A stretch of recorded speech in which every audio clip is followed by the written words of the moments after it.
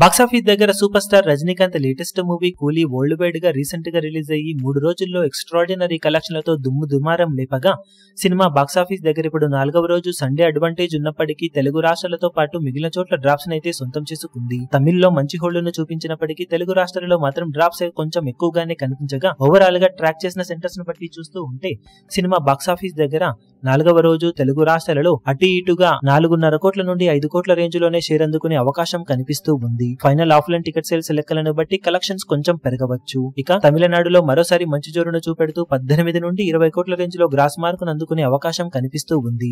Final లెక్కలను బట్టి 20 కోట్లు ఆపైన కూడా కలెక్షన్స్ వెళ్లవచ్చు.